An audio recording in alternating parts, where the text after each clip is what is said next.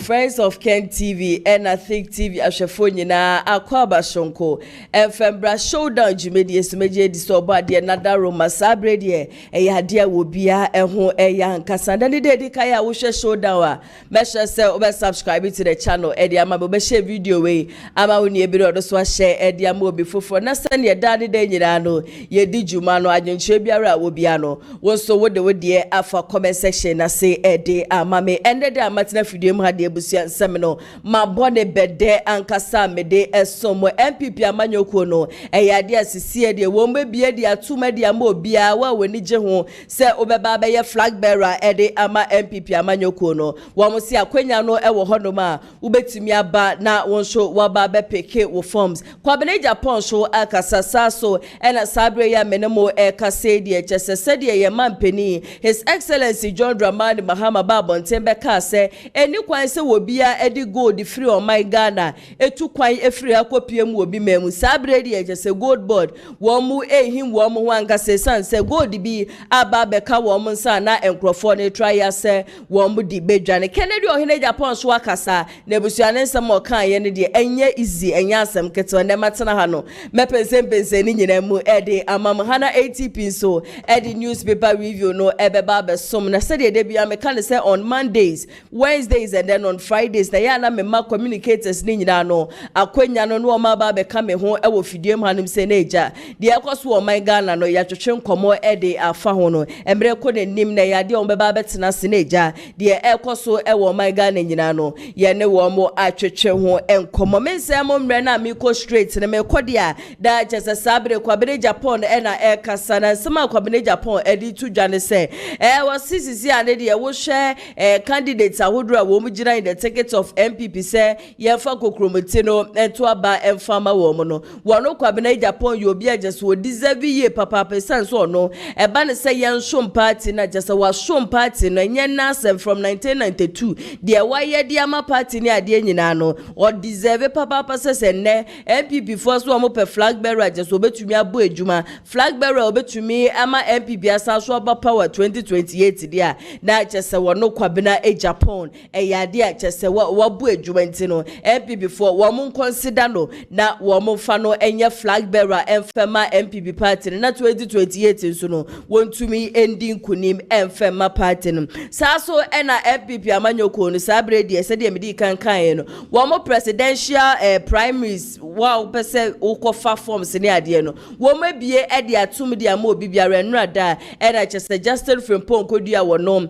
eye national secretary edba NPP amanyoko no wo ba bontin eja wo be ye press conference no di ni nyina no etu dwade bu sika jese da so no trust me enye sika ketwa filing fee ne nko no eye 500k filing fee ne nko le busua wa file kura mposo awie no eyade ajese ubetu 100k na jese titisika no 1 billion no eye application fee ntino ukwa apply dia ubetu 100k na wa apply yewie na jese ukwa file so no na wetu 500k na busu anso ho no ma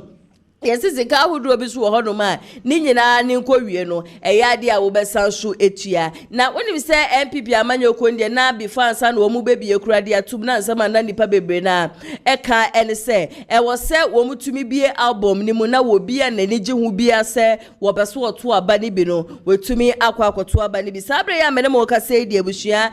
from July 29th ekosi August 28th ene wo no beso wo mo kopeke forms de ade nyina no wo mbetumi akwa peke na sisi a we ni so na o mabia atum na bom na o mabie mu no enkrofo a ye expect se wo mo beto aba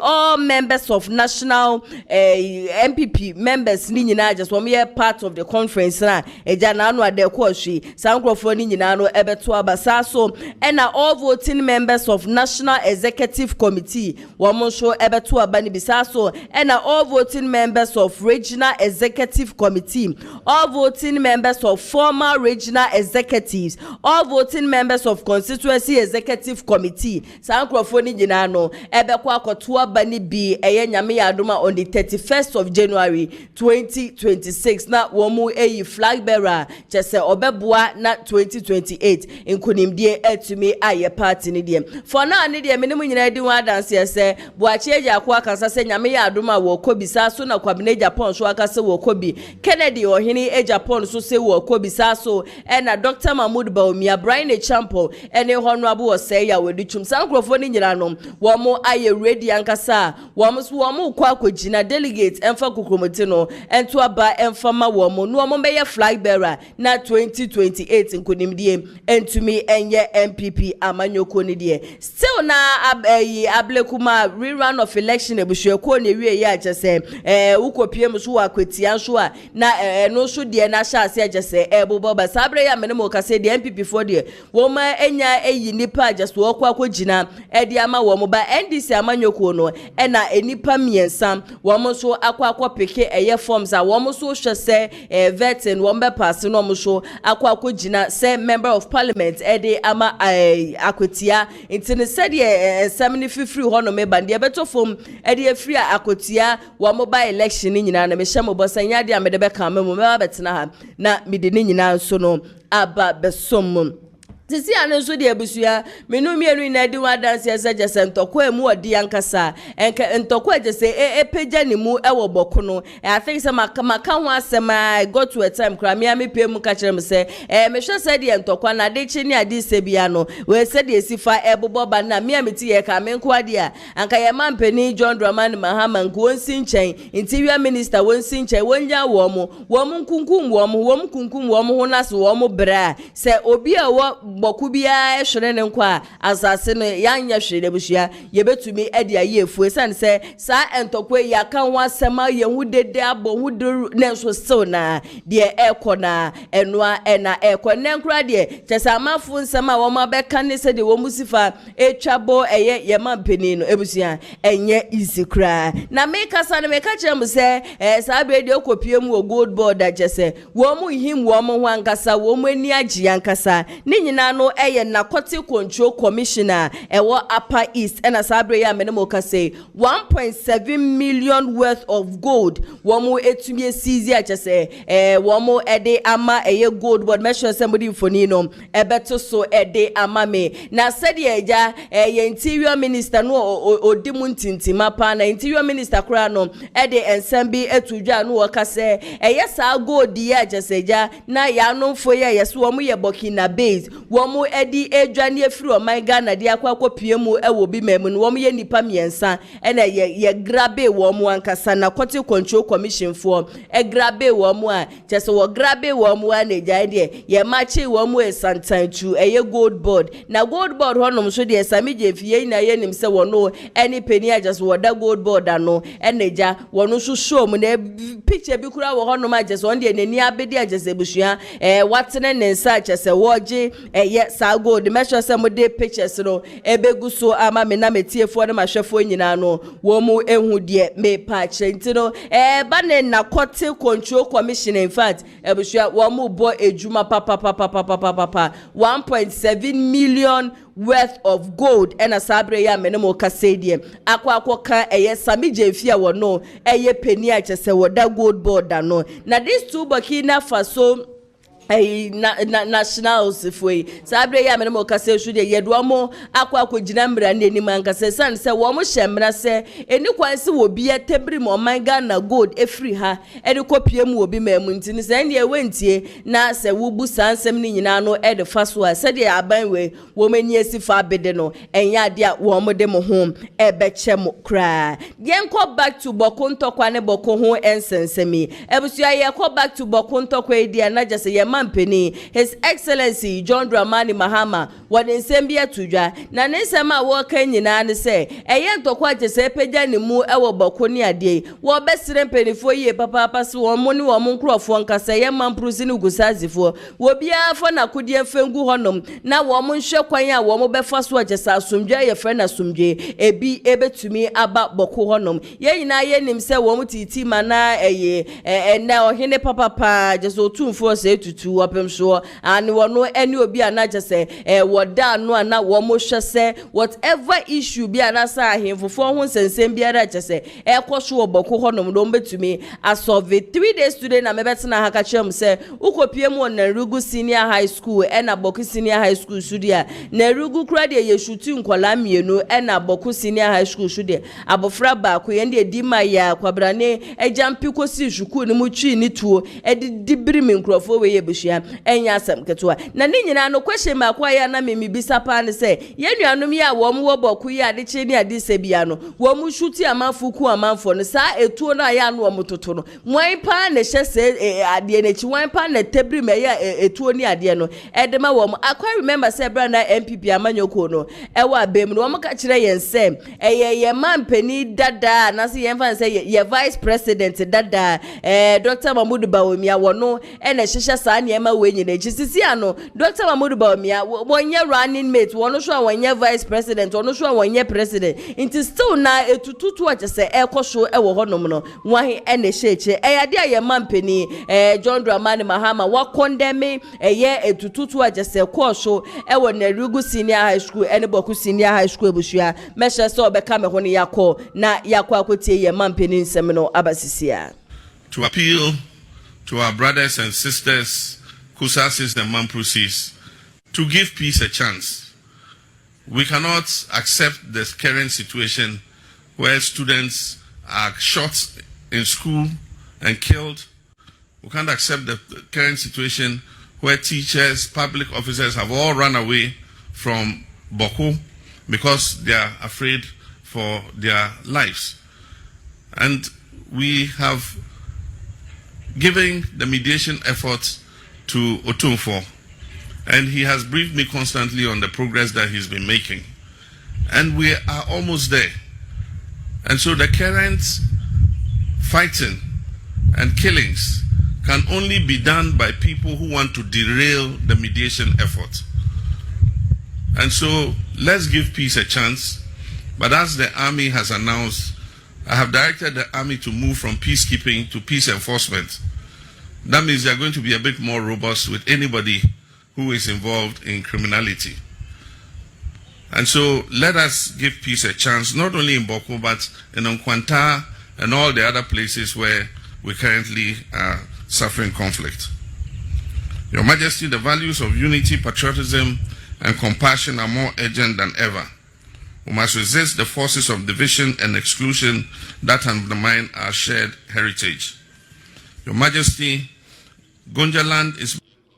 Ebusiafo ye mampeni His Excellency John Dramani Mahama ene yakwa kotie sisi ade de asojafo egu ho no ma na kane no wo mo hwe se asomdwe ni ade beba ni sisi ade ye mampeni se emom nkogina ho nom sa keke wo mo nko enforce ankasa se de ebe agese wo no a wo mu di nyamena sem ewo Bawku no wo mu nyina no ebetubi eputi stop to it and then wa wo hwe dwume de ebe se miampa asa vim no wo fom kakra ne ya no fu ebese wo mu miamena so wo mo bu akrabusia ya josi ya besom ya maino wo mu chi wo mu mutan ya de agese wo mai Ghana ya besom o maino ankasa na His Excellency John Dramani Mahama ka ni nsem wie ya ene nuanom a wo mu wo Bawku so se John Dramani Mahama we nya bosha wo de hye yen yo ensem agese ne wo ka kire yeze asojafo ni ade agese wo mu gu onom no wo mu be enforce peace na ankasa no wo beba ba mu na nya sa na aka kire na afidi e ba ne sen ena wo ankasa mu no wa sha ase agese wo sawano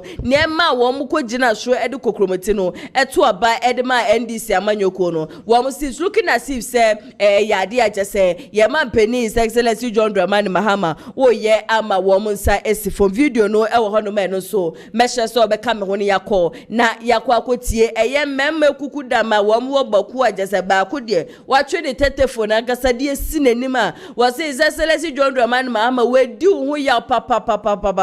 esan say bosha wo share wo mo no enye sa bosha no e na wudi so yentie emra sisiye BAWUMIA mbre sokra no BAWUMIA mbre sokra na nipa nwuse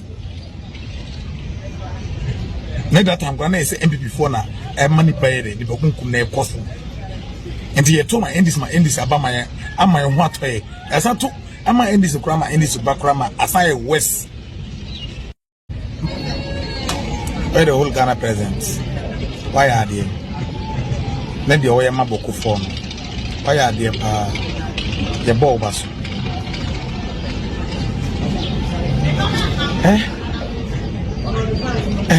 John Draman mama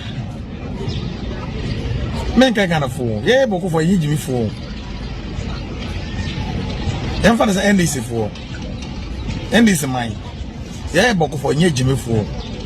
ye nye jimi fo e wanyansa ene nim dia ye obi ntra wiase ne pokumye izu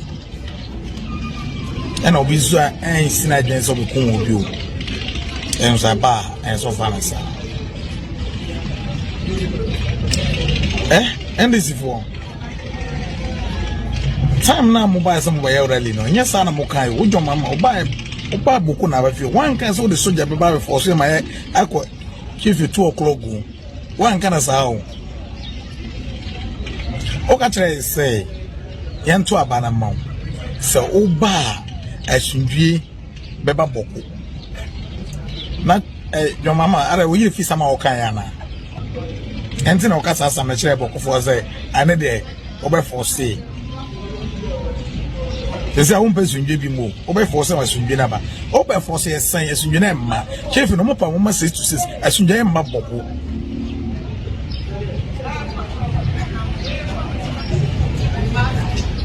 sesa akwase na aguboko se wo ye wo hene no wo fre no wo hene no samo nche sa akwase we mfiri boko a emamo nya madwen se boko bedwo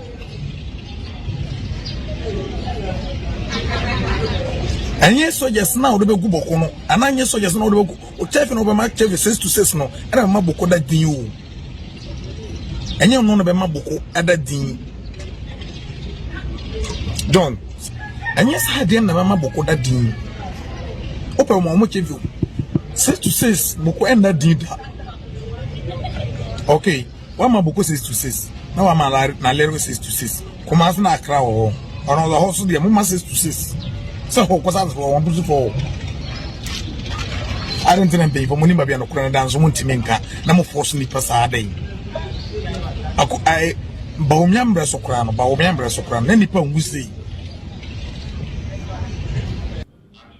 area sepa de we say Asɛm the same people are NPP time na wo mo accuse Dr. Mahmoud Bawumia say wono na shake church sentoko a ekoso wo boko no asomdwe ntumi mba enene de wo mo anu mo sa tu wo manum tu say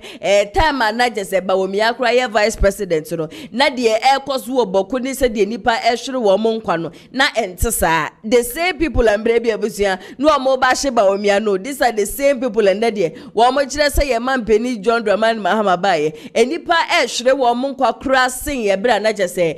Bawumia ewo power wutie ne kasa emu a na jese wo no mo wo boko na kasa na busua wo mo ye wo ma dwese wo mbema asumdwa ababoko anu nti na mesere se nka ye mampeni betie mi a anko wo mo yi wo mo nsam firi wo mo ho na wo mo nya wo mo nkunkum wo mo ho na wo mo nya de wo mo pe wo mo wi a asase jese beda ho no na busua ye de beba be dua bro ye de beba be dua banche ye de beba be dua ntosi ni ade se de be ye timemu okra no ye ho begin han ye ne yensa so etumi akoya no sanse de ye mamunyina na mampeni ye press conference na wo kire ne wo munyina fight se asumje ye fe na asumje ebi betumi ababoko honom na se momo tena kire gra mo ka se enye de wo be ye na enye se ye de mra be ba be hyem se chinchina na monkoda from 6 to the chain 8 ana se bibi de no na best se bibi de ende na je se mo aka se mo ni da honom e na media ya na eme ya ne se wohieni biba o ohieni biba na ebusua yekune kwa obi a wonu ebia no onye mampurusini ebisukura no onye kusasini nazo na saa nipa no ni yekune kwa na empenifo anasa ahimfofo ni mom na ebusua mo kodi ama wo mu because wan na be ye ohene wo honom no na wono ne mane ade nyina no wo masesa wo mo de wo makwa kopiem obi mamu na ehiafo mani mbom na ehwere wo mo nkwa media ye mampeni mesere sanka abetie me nko ade a yenja wo mo pemfa ma wo mo nkunkum wo mo ho asase ne ye de beba be ye bibi foforo ye beba be si schools akese ye de beba be si hospitals ne ade e wo ho no because said ya amafo so de anopa wo mu twati ni ade no enkrofo wo mo wo boko from ono ankasa ne num nsem ne e kire se wo mo no asomdwa ye fe na asomdwa na peace ye fe ni peace no wo mo mpe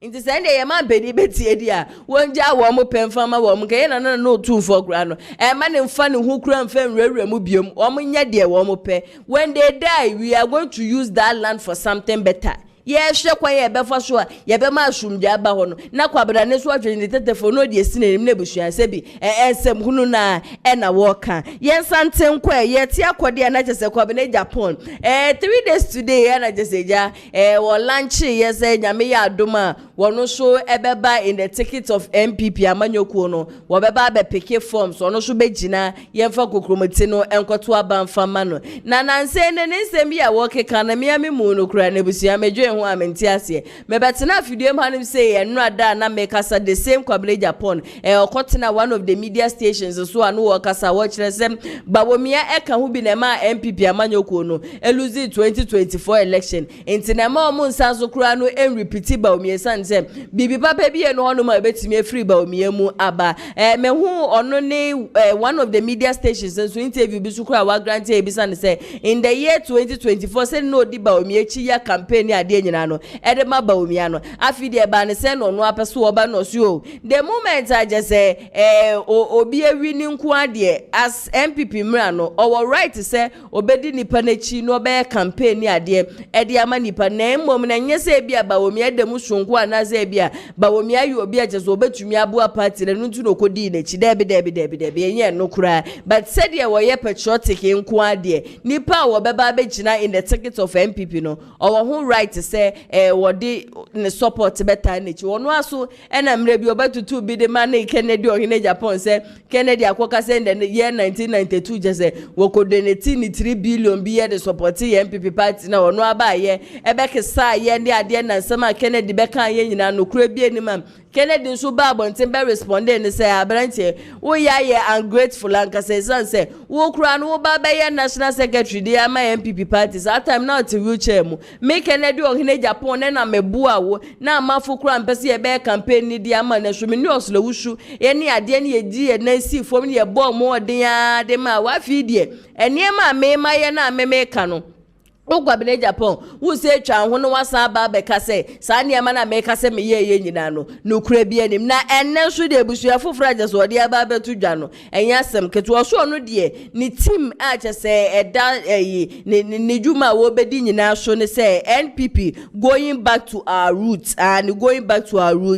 leadership with integrity was this see ane de wo hwe ka ne NPP party pa na party ne ya kono ne ade no enne as a party ne say asa mafu bi so de a wom kika nsem bi egugugugu party n'anim ase wo de yakọ history just was from 1992 na party no na enti say na so enne ekrofo bi aba be for party ni mu agese ne ma ensem fatanko a eno ena sorry abre bia no wo mo enti no no de wo ban kasa no wo ban so de wa sacrifice e de ama party na nye sacrifice ketua wa bre de mogemu ankasa wo se hwe baby MPP party pa every pa agese ne aba bedu ahen time kura no eniema wonno kwabena Japan ye agese ni nyina no kan wo bia ne party ne be ya akono mamanfo bebre na ebe join ni nyina no kura kire se wo deserve se wonno so ebe ba be ye mampani anaso wonno so be ba be flag bearer ede ama MPP amanyoko no kame ho ene yenko na yenkotie kwabena Japan enum nsem emrasisi a credit no enko emfema Asempa FM. I want to be a symbol of those values and the virtues that anchored the formation of this political party. Because time I hear MPP, because it was fashioned out of adversity. At the time, I soldier for tears. Nenso bumping for a deed to say, Mubidia could Jemfibikai appear minka, Betima Fred, Stephen Kirku. Addison no chese amesimeku deku ko atakra jimanum nipa bro party binu tu ye ho che ko sima alaji COP se wati ni dia ene moru salifu num na alaji shaku num in 1992 na it was life threatening to be identified with the elephant. And so yemubi yes debi city etibia na ese de ho bo afore na Ghana e fire tumapa ifra And Kamia Kola made 29 years to 30 years. I feel me university, me a civil engineer, me a Juma. Wa Benjamin Mususu. Ghana Highway Authority. That time soja for the hair. So yeah, any pepi refi and then you see inquire away a jua. No beer ordinance room where you show and show when you see. That's that time. And no not that time now some penny hole. There was only one station, Ghana Broadcasting Corporation. Until you could transfer Ubia Tio Ubia show. I feel ye penny pakra could jina about the Rama NPP. Na who be anti me. Tos because in penny for be go my jumasa for dunum, sell binum, nemo aqua butch reaco, JH Mens and my co exile. And so. Yeah, brandy crams Debbie. Although say at the risk of my professional engineering development as a career, Mr. Debbie May. International television so that time so Kayana because not for the previous close to a decade. Nama host to sports highlights. Tinama national goodwill nipa pemasem. Mrs. Goodwill no. Me de Bema at the service of the party. Nama Kasachre Ghana for say Omun Twaba Nama Professor Dubois. It wasn't an easy thing to do at the time because Ubetra na party political broadcaster who could drag you more pressure penny phone who are near Jana and you're more forta so near or tears on Saban or so you know, but it is that call to duty, that dose of voluntarism, that sacrifice, and none a mesre party no say we have to go back to our roots. The theme for my campaign is MPP, going back to our roots. MPP, going back to our roots and leadership with integrity. Because the respecter among for woman politics and politicians, all the Afro Barometer surveys, mine, just a among for ye emuyen. Then so you be.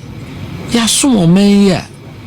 me fan say ya mfa bia ankan ye ho me dip omampani for press secretary it's the rank of a minister for 6 years ni this will be akan ba bi se makojo bi sika na makope business bi makoye si makoto abaya sase na makofa we ma anye bida ko say dan papa tete me the very essence of governance any politics the welfare of the society into uba ye bibi e di aboa especially wo ni bi e bi a me background bra me brain nti me papa wu ntem nse mu nyina mu ni ma I don't want to go through that so nti ye two year free rage ani eti dada ma o na afi se me ko pechi nurse bi nchen o kolebu one room madam for the dem ko tran nchen na nye easy ono so na national service water tema ti anopa one pe wheat di wheat kakra no kwa chense me twen na nwumre na yakopa aduane adi nti when I see somebody who or say come dinner e come adimidenti me feel if you don't have empathy the friend said tim ni bia enye say oben politics so when am kwan ho na hu se wunua ba eso ade ahwedie wo hwa ahwedie no bi kra 150 cities na wie na ne ba hye na chi a na wo hu se wi ase na se ensiwa kuma then you don't need to be around politics. I think so right now a dear pa Adam and say to be an advocate for a new Ghanaian, a new politician, a new Ghanaian, we need to recalibrate our thinking. Yamasika find said we are Bibia Isika.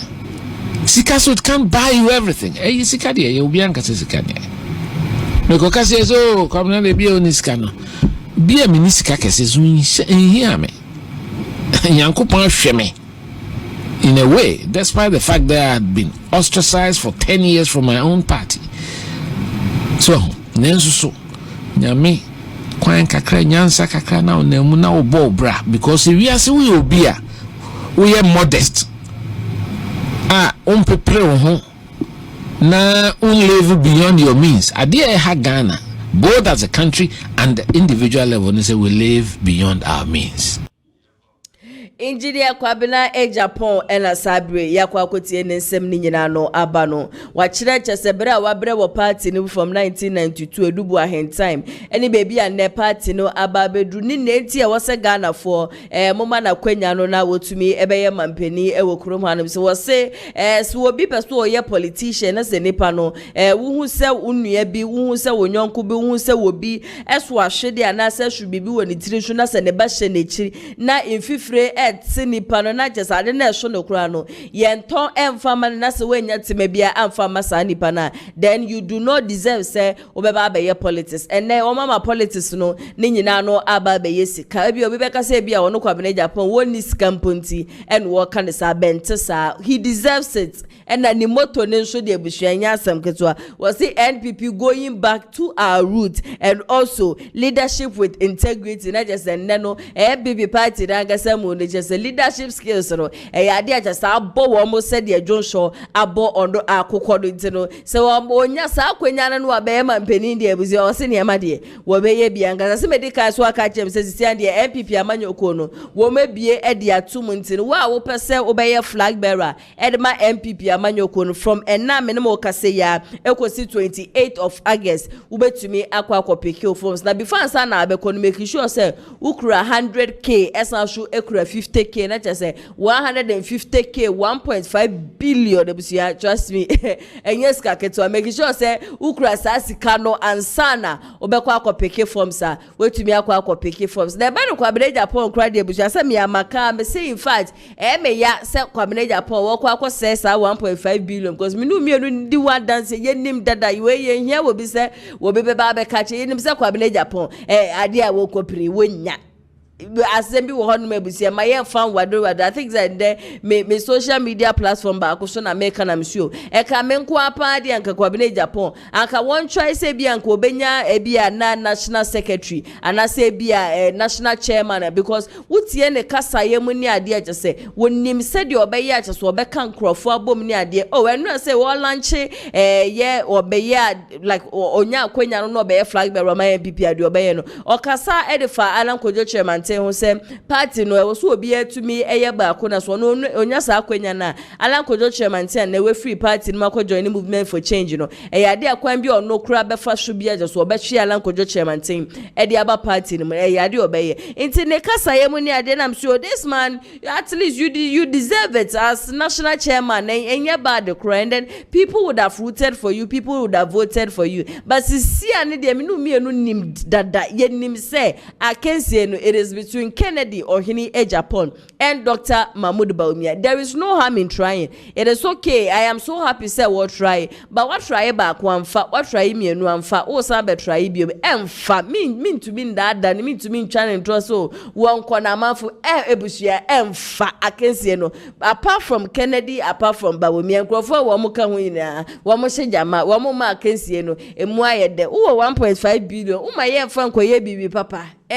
KWABENA AGYAPONG 1.5 billion. Who my year for Sikane Francoye bibi papa rather than say, oh Baba says Sikaya me at the end of the day crown. Position maybe a benya ye third and I say for third and I say fourth and should ye fen yeshe, mesro ye papa. It is never too late. So when you are picking forms, lady a Mr. Wan Kasawate, media chain, a womu be a national a ye dear be a Nanka Buja, while Wakwa Nanka be a only chairman, won't you me a national chairman. We show KWABENA AGYAPONG page no pre national chairman na chairman wuntu me so pre national chairman na ye nim say ye mu bebre na eja ya ko school na said ye wo kabrofu ni wo so said ye wo kasa edifa enkabom hu na he is very good at becoming the chairman of the party or the secretary of the party rather than say we fighting for a position na minu mienu nyina nim say enya dia obenya sama ka chem say showdown jimedi e busia no kre na ade na eye bia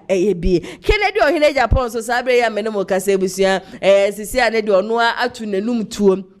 akasa se nyame ya adoma ajeseja wono so ekwa akopeke forms ni bi na waba begina NPP amanyoko no wo mo presidential primaries na said ye wo kasa na wo chende ma just wo ba wo be ye ne ade na wo da manfo so abusua wo mo mpese wono Kennedy kura de ne 1.5 billion be kwa akopeke wo mo ankasa ye ready o see youth no ne nafo for diaspora forces wo ma ye ready say wo mo kwa akopeke forms no e de amane sans wono de ye se wo ba ya de agese ndwuma ne ade wo be bie bi we ne ba ne Kennedy ya ne de nya book long na wo bia ko school 15 years wo bia ko school 20 years o da bi wono no wo tenase ono ankasa adwen ne Nyankopon de amane nti se ye nkeka ne mambom ne ade de busua wonim se de obetumi aye pa be mo man Ghana afa nentuma pa efrent sisi amene mo kase de eyade a Kennedy ohini Japan akompre ko papa wenya atu nanum tuo se eyade a wokọ peke forms ni bi no so ababegina ede ama NPP amanyoko no on the 31st of January 2026 kame hone yenkwe na yenkotie wenyina no emra sisia 29 party no eyi pomakwa say Obia to me copy forms na next month pafale nti begina afidie so aka kire watiefo gina se menso mekwa copy forms ama contest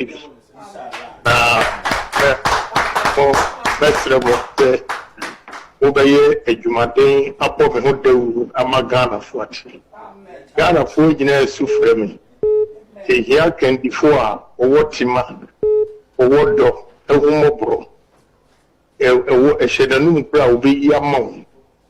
Now Obia or at the Incasia for development. Obia or been a Ghana and ye unquanquay and Kwa. Now you meet me a developer Ghana and we are Canadian Japan number 1. Obia ni wa or contest ya was a word do. Ewo Ghana ho etemi but obi anso nipa yemo obi anso obi afata so be contest e medamasi momo dawuru no mame ene de abrowayi pomakwa se obi atumi kasa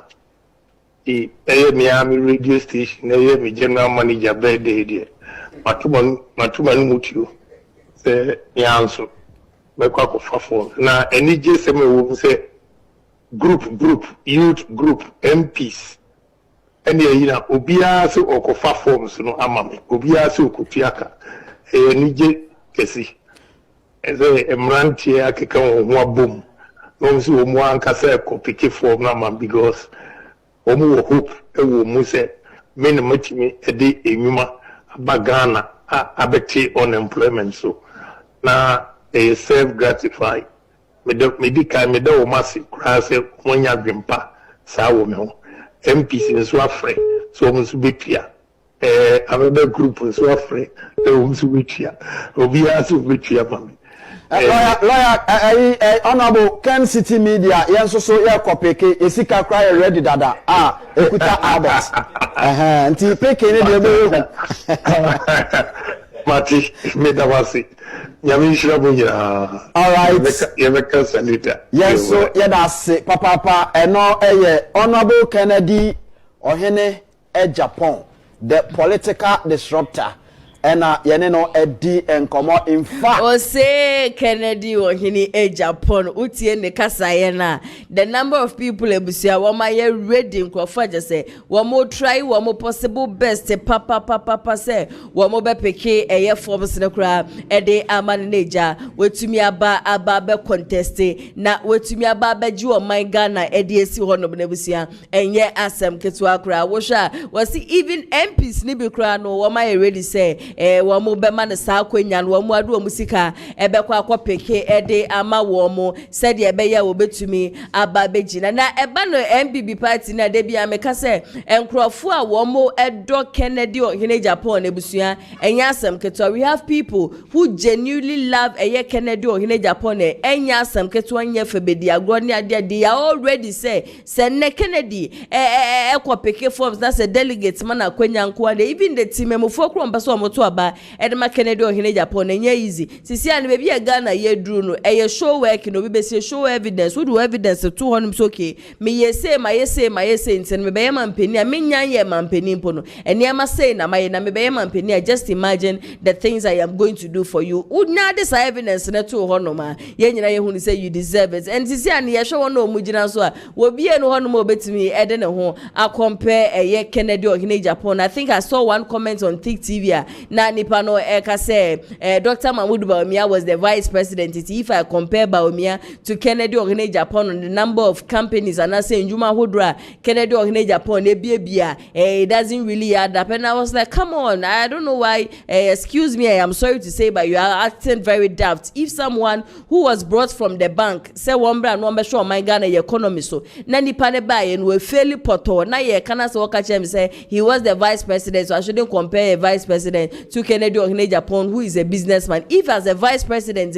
when to me anye bibi papa bi akra am more my Ghana yem bi say who say how much more and I say what can he do for us ebra sisi anokra no was also a position. That's very comparison now one kasa mu you were trying to make, you know, trust me it doesn't really add up. ATP atenasi amema na kwa bashonko e de aba fidie ma ATP na ya se bibi abako de yes adum na nso e oba de na daruma me nso me hu ye papa eja NPP party sisi an wo ma bi atum e de am obi aso obi enko pick forms. Who are you rooting for? Kennedy ohene Japan cause isi an ye probia obetima boa ye youth no titili cause omoba mo be promise bia no mo kwa the end no do mo promise ye no mo nye fama, so this is the time ye po obi obetima boa ye youth na ma ye youth ni so yetimi ababa be ye nipa and as me yetima baba ye de eda ye ni see pese ye da achi no yetimi abamu de na ye Kennedy ohene Japan even crown me ye o man penny o man Ghana mo ase no ye share companies a we bie no kroma se wa ma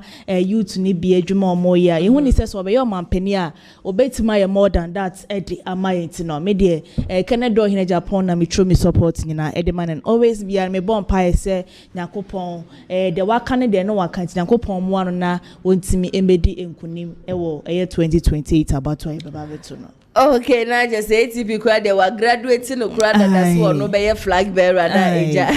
or be flag bearer NPP party no etumi ede na bana wa bedin kunim 2028. Okay, ATP na ya sewa na nkata nsem na abemu no wa boye nchiremu e. Okay, na ya sewa me da wasi papa mama fa daily guide fa mayetefo ni ahwefo nyina kwa ba fa mra ene day showdown jumedie so na no be PMO delegate and say wo mo omayi wo manim se delegate enkoto omo so aba se me hu Dr. Bawumia enfoni e wo hase sanso na ye Kennedy ohene Japan o say ya wadi chum na ye Brian Champon na kwabena Japan mo mfoni e da hase kama no adan ni nya ntia na se beto so social media so say esi no ma bia tum se wo pese wo na so be kwa pese wo kwa akansie ni bia no wo betima baba pick form na wo baba pick form masike ekuta 600k metima ka 6 billion Ghana cedis se wonya CS kan se woni CS Canada na eja wapo baby atna ene krata delegate bon hwa no bo wo krata fa toso miensa na ye dame so no was to be left and right ankasa de amaya attorney general say as attorney general ensem bi won ma wo kan no man Ghana mo as entronko a ene se wo twa de ma o twa de to ye Ghana for so ene wonya delegate da krata fa toso enuma obenya bi no akenkan ni nyina so ewo honom na no adanso yanti asem de ewo man Ghana mo ase ga kwanhia bi esi ewodwa so a nipa 60 na mrum ho no ma so so mo hwere mo nkwa kratai ebo ho amanebo enso wa hase na minority ni so apply like papa so madu to be left and right at the NDC amanuku na afenso John Dramani Mahamas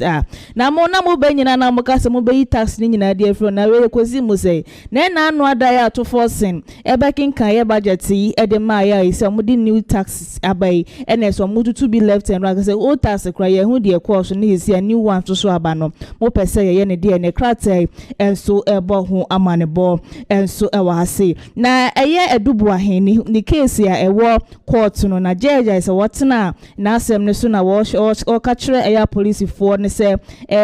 car nice wo wi aye no wo mo emfa emre no na wo hu do beye de afa ye edubu ahen case ne daily guide enso ebo ho amanebo ewa ha wunya bia do akenkan ni nyina bi kama so de amaye mede wo call the new publisher na be PM the new publisher kratafa toso miensan so a na se atofo ni foni eda hase a wokuta ne bag a o my Ghana mu ase nyina yesika egu mu no sanso na ye upon on chroma ensu enfoni edaha no nyina media budget asese na no atofo semberisa edigu wono edemaya IMF kra endorse no na wo minority ni ka se budget atofo sembekin kan ye nyina masawe ntronko an obeheka kire isem o kan from A to Z nyina no kura bia enima kratai ensu ebo ho amanebo enso so ewa hasenya kopon boa September mu ya akotia election by election no baba bekoso na we na ndi samanu ko ne bo amane se NPP before ne si so mo baba be maintain me wasa na se so mo so mo do mo ba dia obo so ma ya ready pa che wa ne ba omo di be si ani a enye fediagra ese ne krata yi so ebo ho amane bo enso wa se mo ba na se mo so mo baba ye ne ma bi ensen fata omo so ya ready o ma ya krado ankasa se omo di be share mo na se boot for boot no bekoso e wa kwatia ho no man the new publisher enso so ebo ho amanebo enso so e wa hase na dame eno so wo there ya attorney general say bank of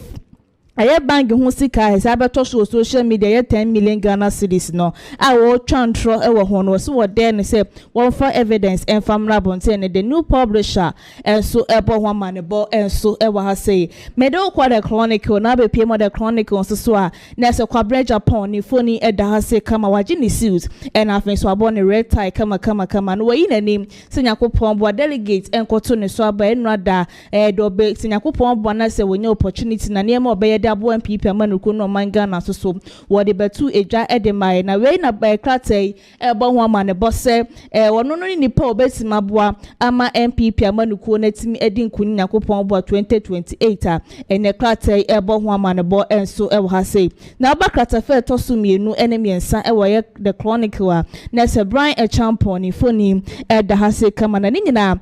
bokon sensem asese asori ewo boku adane kotwa bia de bia da no na se emu ebri wo hon ma yeku amanfo hon no se NDC aban ka kire se nkomo ban kombehwe ama bibia toto di ne so kamia kwa eso mabuo mani de agusu nto sere mpanifo se omo sore wakai no mo nko pie mu ewo boku no mo ma bibia entimi entoni titiri ene national securities no monya ready na se mo nko na eja de ekoso honum nyina no eto entimi entwe ne the chronicle ebo ho amanebo ewo kratafe toso mienu ene emiensa wonya bia no akenkan ni nyina bi kama so de amaye mede wo ko daily analyst na be pie mo daily analyst so a kratafe toso miensa ene enai na NPP amaniko ma bie presidential race no atomo no ena kratai ebo ho amanebo se unkuta 6 billion Ghana cedis na ese jakopo baby edi atneti de so wo se sika ne dia ene kwan na bie dia ma so betima ba befa forms no na wo so wakwa kosi akansie no so obedi nkunim na se woni nkunim o we dia na sika no ahia ene se ne daily analyst ebo ho amanebo enso ewo hase na wo ba asia sense na ese Godfred Dame ene attorney general so ntokwa iso modi asi ani a wo kase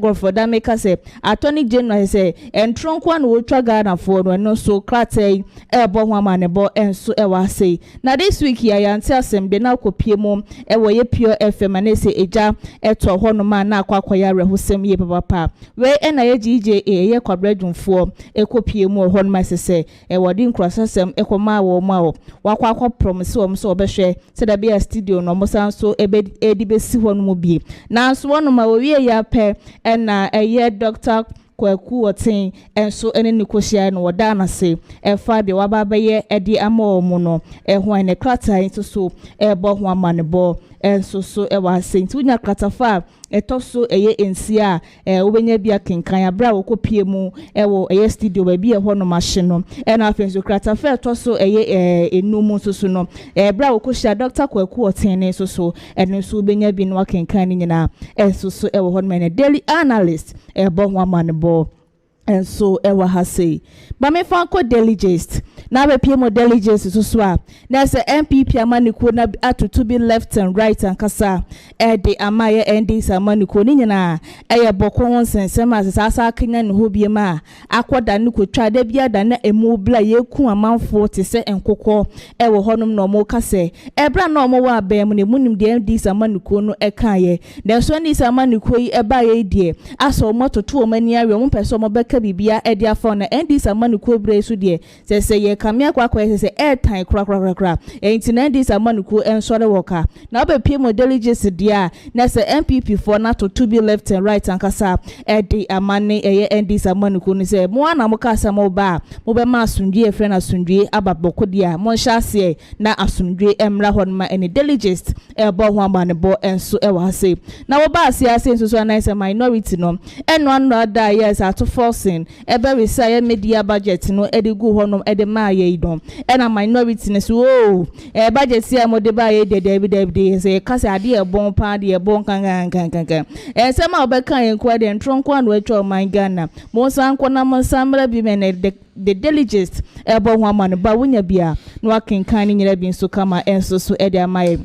Sanso na NPP amaniko katafa to so mensa wo krata yi mai se o mabie akonya no e de atum kuta 6 billion na seja untimi MPK forms aye krata yi ebo ho amanebo enso so e wa sei Brian Champon so dano ababa betum se obesra de se ye bambo ebekoso e wo boko titiri ene students a wo mu e wo ho no ma mu suande ne krata yi enso ebo ho amanebo enso so e wa sei sanso na ye gofreda me na afin so Attorney General Honto Kwansensem no eno sunya delegista obenya bi no akenkan nyina enso so de amaye mame fanko the Ghanaian publisher na be pimo the Ghanaian publisher kratafa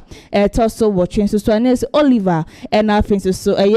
Kindapa omofoni edahana Oliver beki kansen bi de fire kindapa ho a na akwa da ne nsem bebra kindapa epeja asem no de kopie mu court ne wo kyerɛ na court ahye se eye Oliver edua 3000 Ghana cedis a ne kratai enso ebo ho amanebo enso ewo hasesa so na MPP amanikuo no esi bie race ne bia tum akuba kratai di manese Dr. BAWUMIA Canada ohine Japan Brian Champon munyina efoni eda hasia yesi so person pick forms ne dia na 6 billion Ghana cedis neja won so ode akwa pick forms ne kratai ebo ho amanebo enso ewo hase sanso na wo ba ya asia ne minority no to be left and right ede amaye ato forcing efa eye budget na no so backing kan ede ma o my Ghana no e no ma to be left and right ankasa ede amawo mu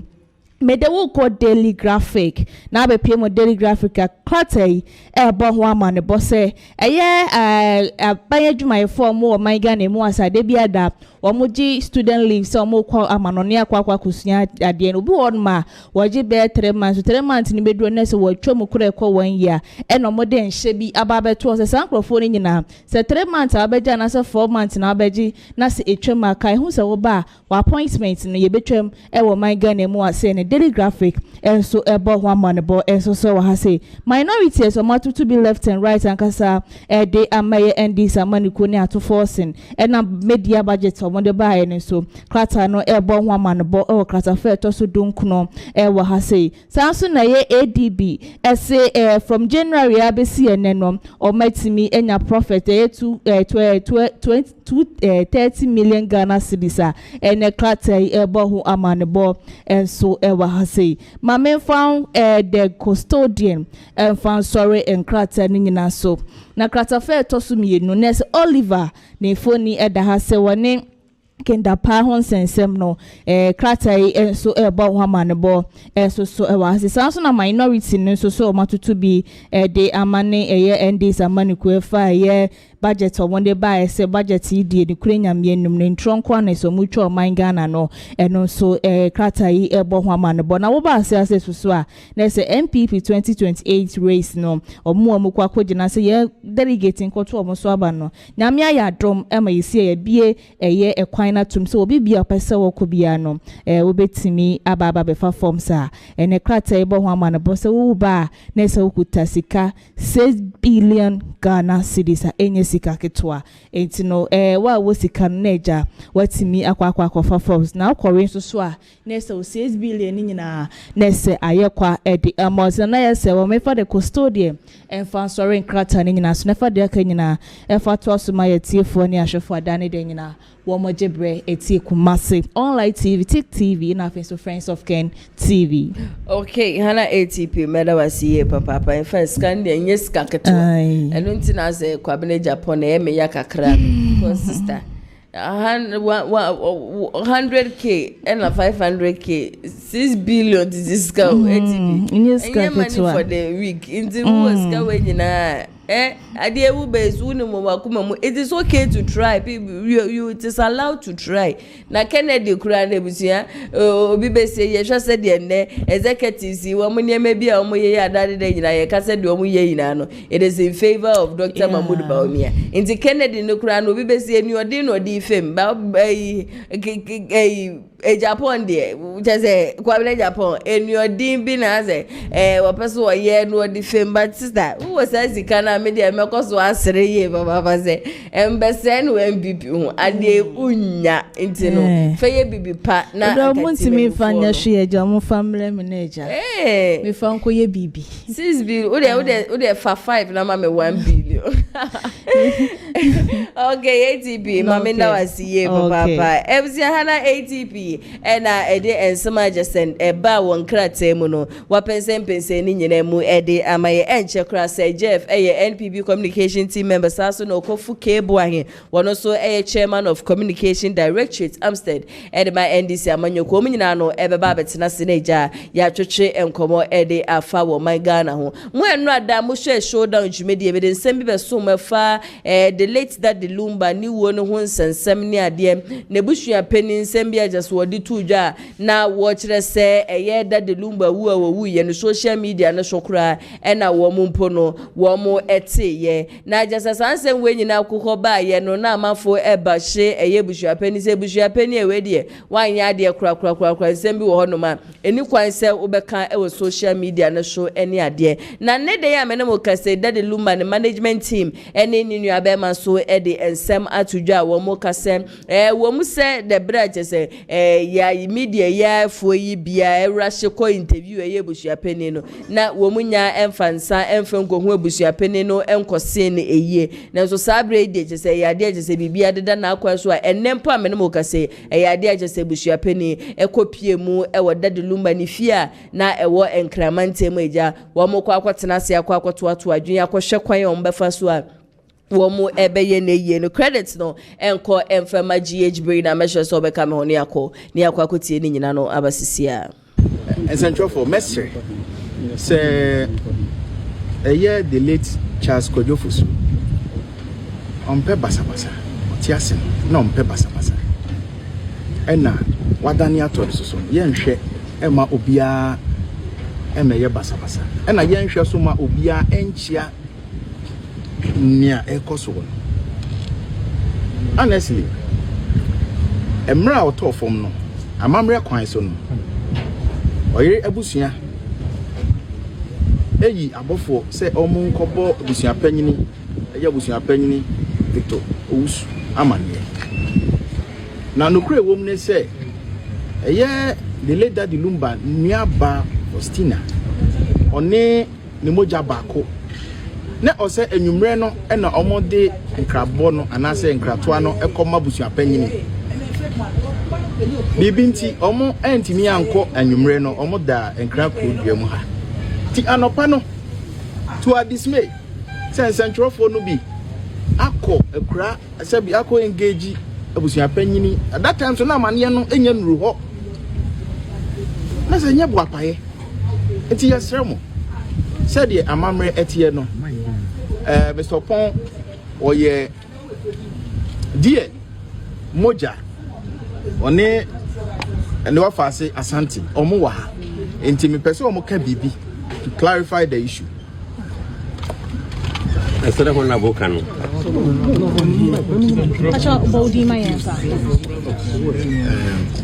honorable colleague, so I just from Ebenezer,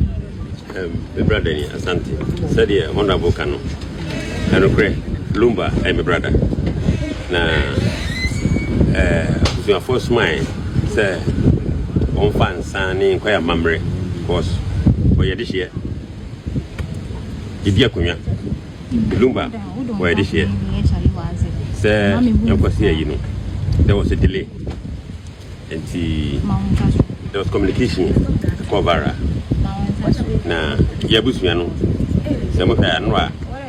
with your penny to my Mebaha in Minuano. Send edition what's in from them. So called a church. And then social media, and you know, proper and correct. And Yabahandra, apart, even who was Vienna, a Busiana, SCSN of Pro kind of church. And tell me about Habusian, if she has my country, say. Obana busuma for aya mamre omode part de da ko ne de hye no ne nana lumba no wo ti ase no nya basa na yem ne ama obi emfa 6 na ne 9 ekina obo ade adom a wonu akasa ane ne dom abeba ha na the way forward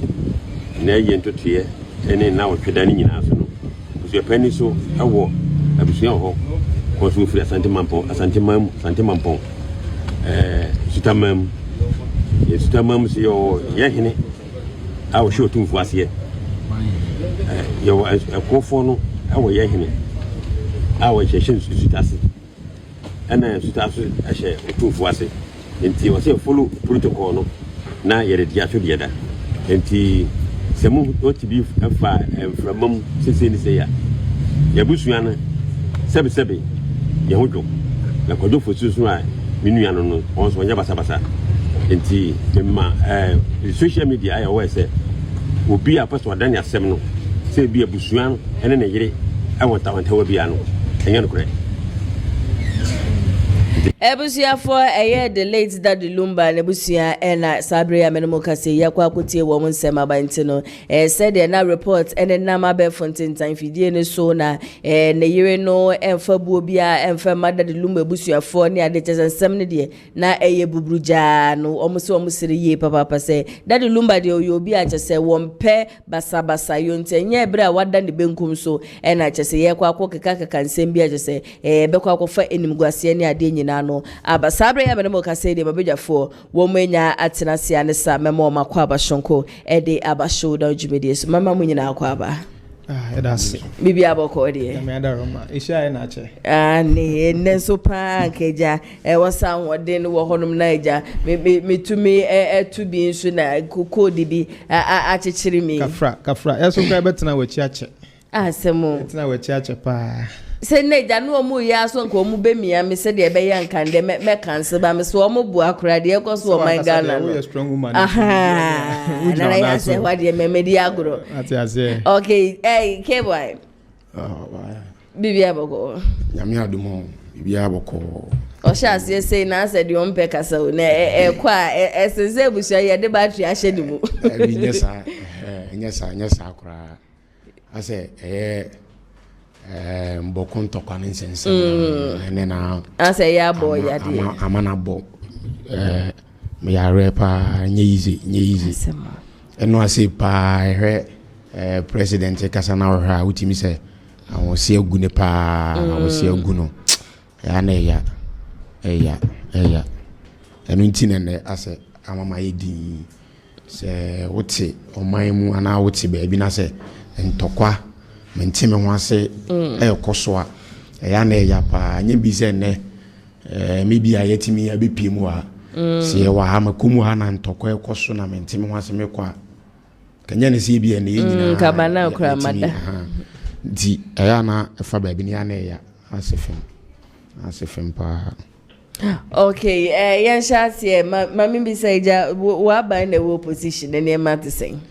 Is here the maybe to more na musica mo jisu de nyeska keto eh 600k me call my sister station back on now we have the same question. Share the news concerning the amount of money explanation bia share the ni ho they just stated the amounts. The forms is 100,000 Ghana cedis, filing fees 500,000 Ghana cedis, making 600,000 Ghana cedis. Because 600 now be teach because it's 6 billion. So basically explanation be anka ho and one or the other me fan the same penny for no minimum the omoye. Enti na bia omumfa the necessary explanation. Yes, and so ho obesa sika bi wo ho so additional extra ayi ka ho and the say no they are yet to decide on so when you are filing and as all filing witness will submit here then they will decide on that until you know there I will leave that to them to their own discretion now omade omfins omo me dem who is almost fa ho you as a party this is opposition e come na remo until they say opposition and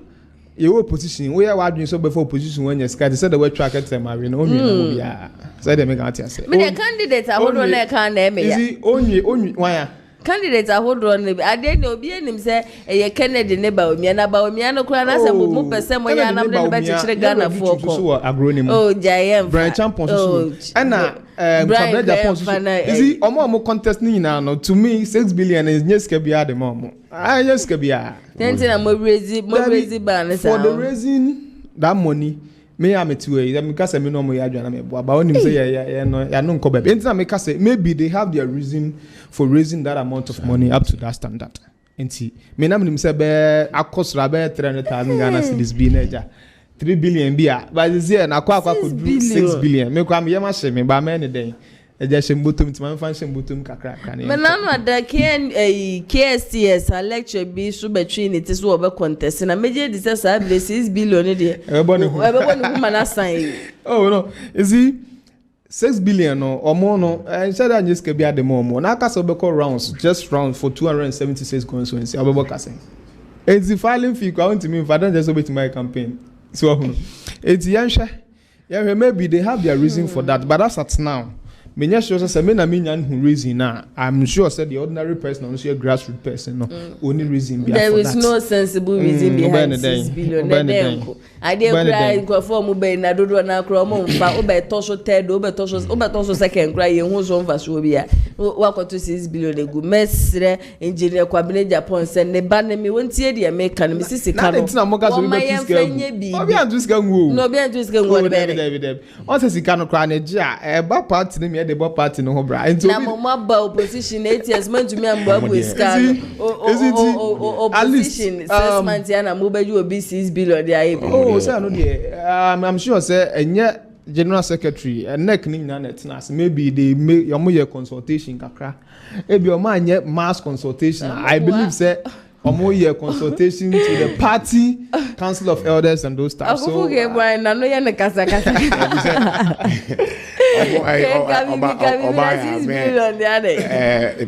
yam we mu ayitu fe falasifu we mu de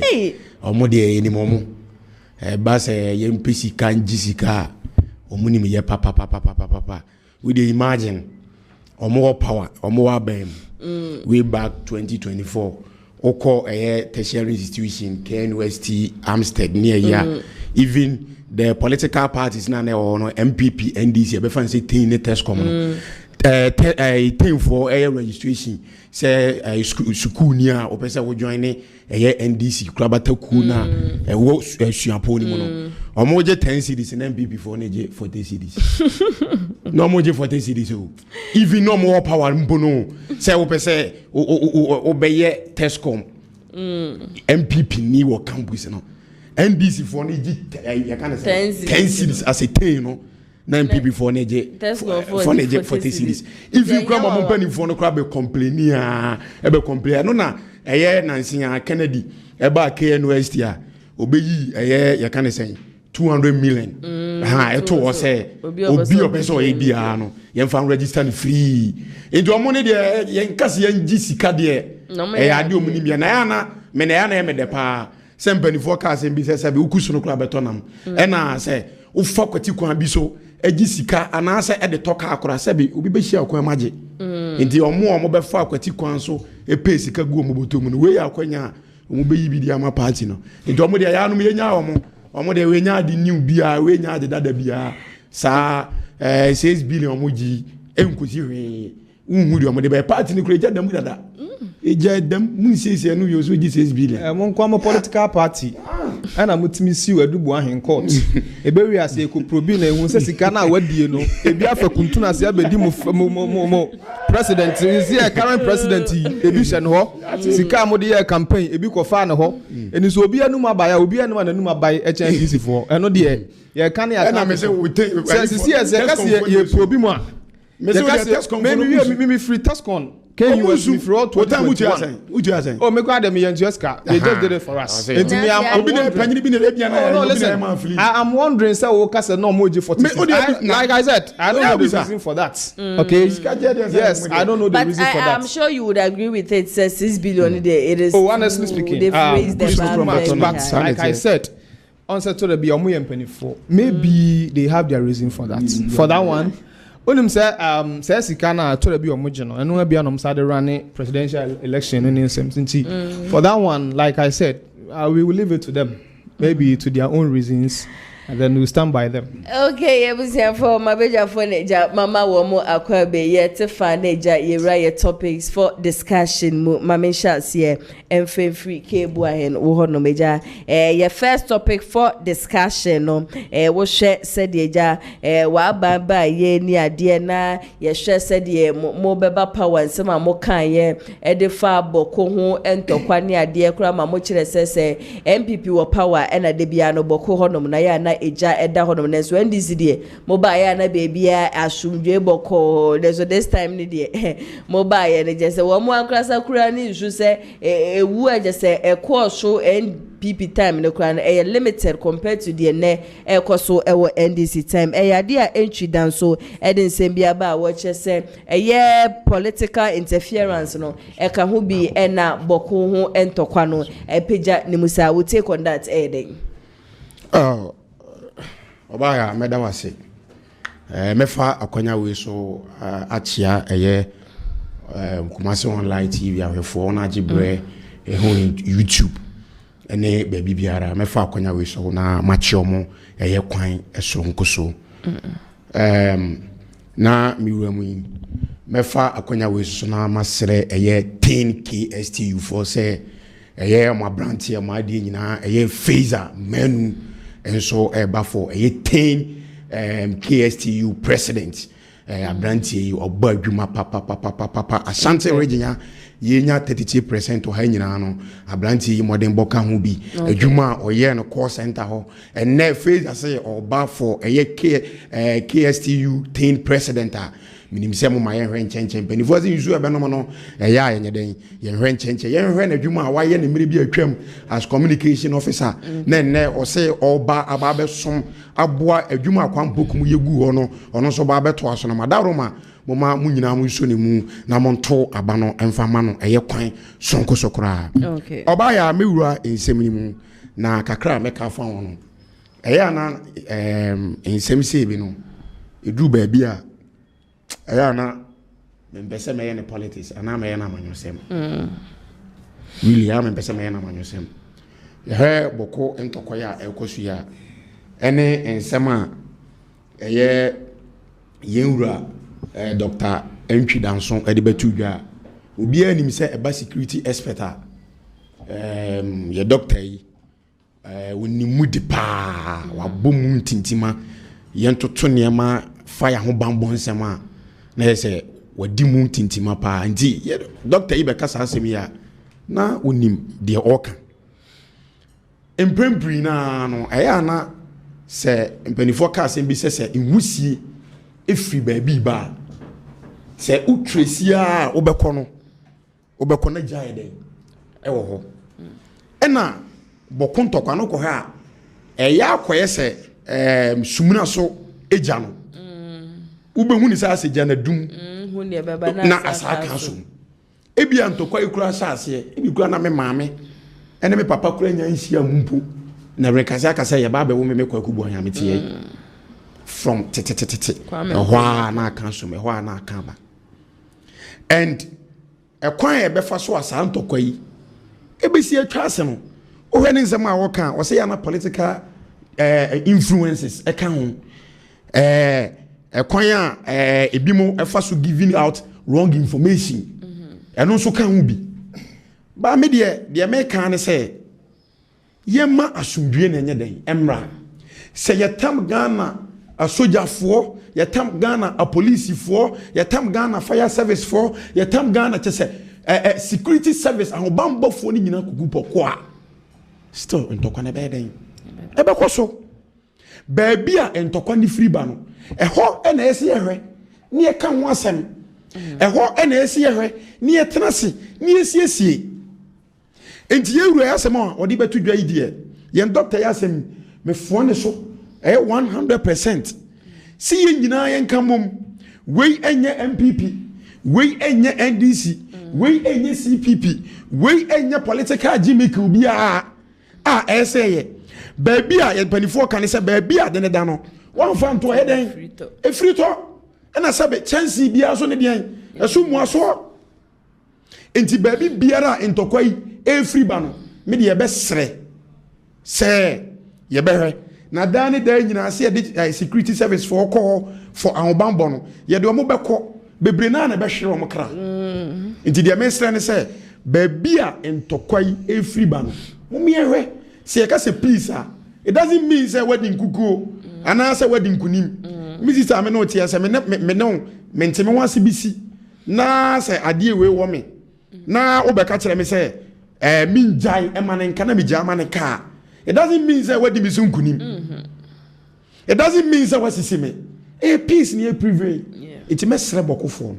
mesre wona ehase mesre wona etuja gum say Ghana ye dia ye ndo man Ghana man man e ma ye nka say ye mfa ho me nka say meti Asante region meti Kumase me de masumdwume meti me kɔ eba ye de meye wona e wo boko e wona e wo no ebi bebre na woni so ade hunu school fo na ho no bebre na woni so ade hunu nti ye besere se baabi antokwa na free baabi a no moma yintwa so na peace no enye den emra na bibia anye den enko so wano na Ghana ye fa awudi a ye wo se de bibia e kan se Ghana peaceful country no ye enko so na enko so saman okay say Jeff mamintie won so submission me da se mamemfa sa akonya iso enchia the incoming Ashanti Regional Youth Organizer Yura nkansan ababiu ebonu mrane bi say acid papa no or ye typical grassroots person honestly speaking or tie adwuma na send your party no as a man muso was a theater no ye hia obi a or experience at the grassroots level a obetimi aboan no apagya party na mayen na asa ya akono biem enu nti Ashanti Regional delegates for Sadani Drew na say ye to abana mamu hwe ba bia momfa mani enhwe Yura nkansan ababiu currently on a half on Southwest Youth Organizer. Okay. Me fasa konya so asa che wati afu nyina. Na ewiase ye bia me kasa asem we se ade ba ko a me se je famity se me de politics e me ya paye security, education and our health. Sa na ma we se asem bi nti se me de politics na e ha me.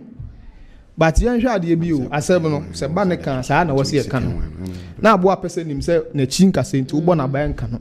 na mum ye che ne to wo bo ne yam na kan na manum se wate bibi wo ne nkam ena ye kan na to so Dr. BAWUMIA has been duly vindicated hwe utwa atachere ma we tutun wa na onwe na mbia wo ena se utwa toro e de gitumi a na wonya adwuma bia hwe yeti ye arahosem na no na me wakra ana me te se omaku bokunto kwansense mo beku obi o aso ase ya I don't want to mention the tribe Kronidina and Kotriga nsem bia NPP wa abanwa so you know we tried our possible best ye de wo se ye bia ma ewom se na entokwa no na ayebola so je se na munua so kan but I escalated to the extent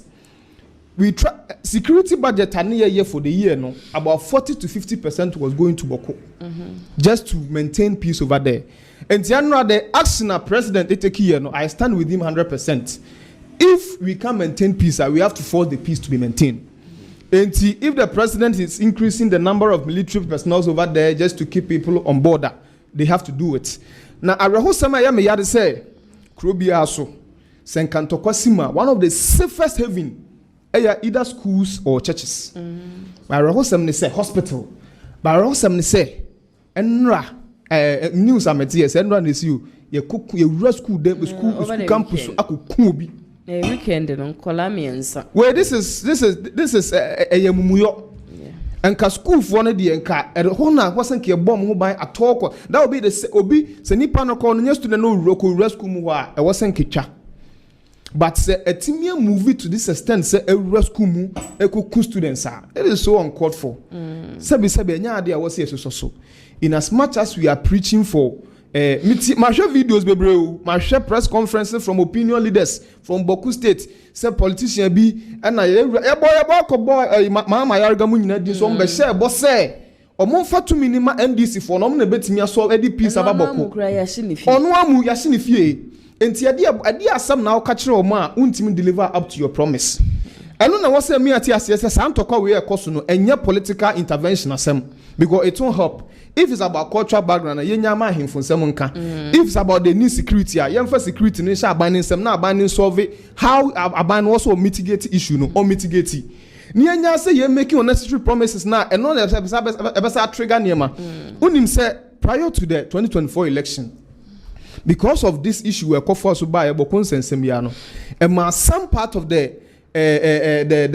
person about tribe needing I would have fetch me. Ebimu decided say because of that, this particular people will never vote for Bawumia. Ebi's other side should decide say because of this issue, this particular people will never vote for John Mahama. Enti eno na ma uko that particular enclave ona. Kusas is for Antoama. Bawumia timnya zero for the first time in the history of Ghana. Utimnya zero. Sa na ko ba bia. Adin. In politics, if there be country connectedness, and until say entokwa bitimi si Ukraine, Ghana for bitimi ka say entokwa si Ukraine, and Ukraine for our alliance. Benefit be an from because of our interconnection with them. No, we are not getting it. Esi Bawku na Ashanti region for him say any Ashanti region for muwa ene Yohana atwa hey. Me tell a me teacher say you na to be say omoboa yi na eboa. Esi from January up to this time, onipa almost 300 na ewu. You see, Aden. So, in as much as we are condemning political intervention in this issue, no, yes, I can't also say, Ghana, you know, idea. Se Bawku for na kana, nang Ashanti region for can be shame, and we won't be to your ha. And to say, more Bawku by Bawku peace, wa, and can use Ashanti region, so we are not at peace. Yen enkofo a wo social media so a omo na tuo no mafafo aso manim e no mususu jagum e na we na koka say I honestly me de amahama yarega de no be ka ho because of anema Yera president Mahama Krampo so kan bia say NDC ba anytime bia NDC wa ban ma the peace at Bawku NPP wa ban ma na ntokwa asuo and NDC na wa ban mu yen hwe de asi afenso so ye ka che Yera say ye 5k men e de akọ Bawku ni akọ solve issue ho honestly speaking ye here at this moment we need them to say one and say 5k men no man from intina men count and see honestly in fact this is the time that we need them but upon all the intervention that we've used security forces wo ho nyina bas se kwa ehia escort ni nyina achi no people are losing their lives over there which means that the mechanism now here try to solve the issue no in terms of it's not helping. Because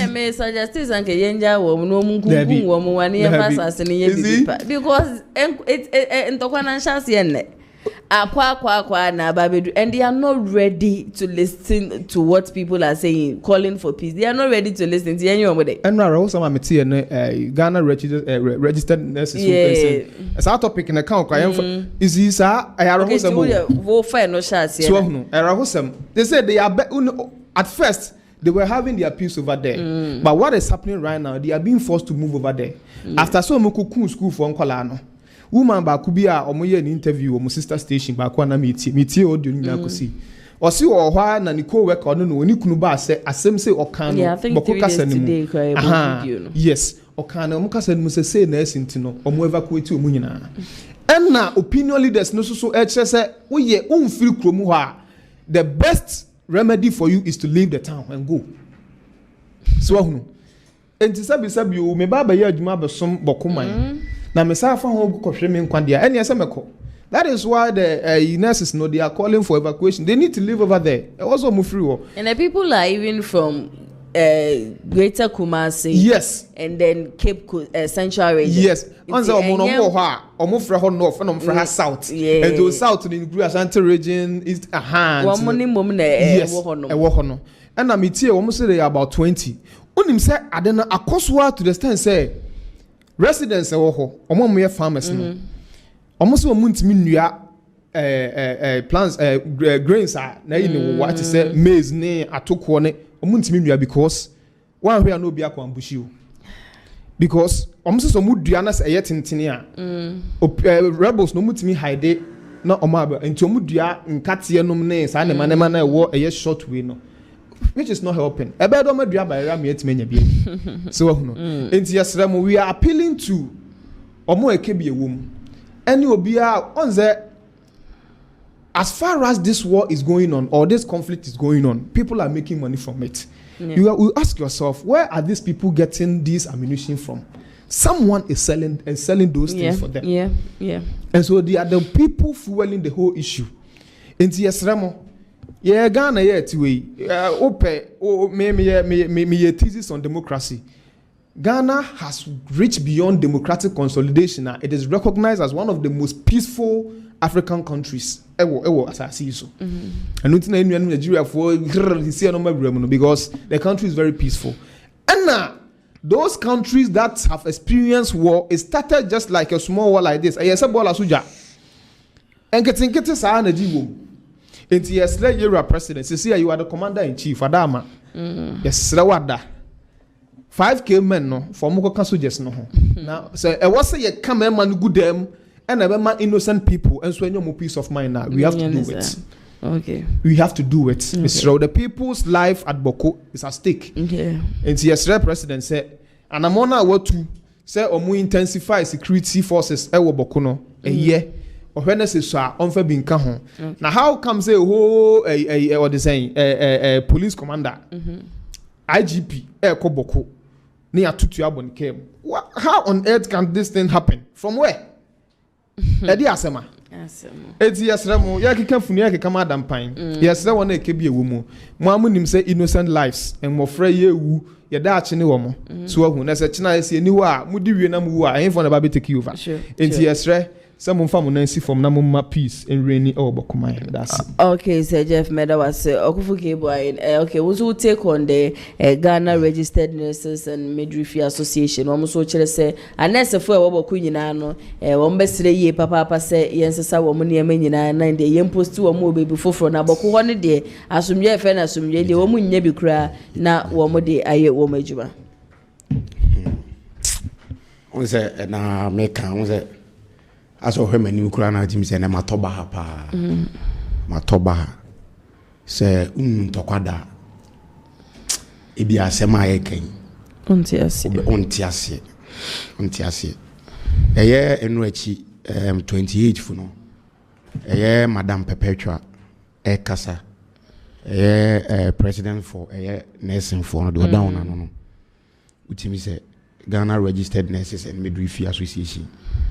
Sa Madame Perpetua ufulian pofu o kasa timi se na ye ne ya timi se o hawo ni amane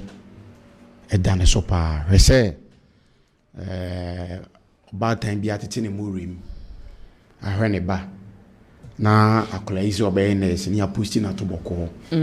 na intokwanti e bia wontimi nkwa adwuma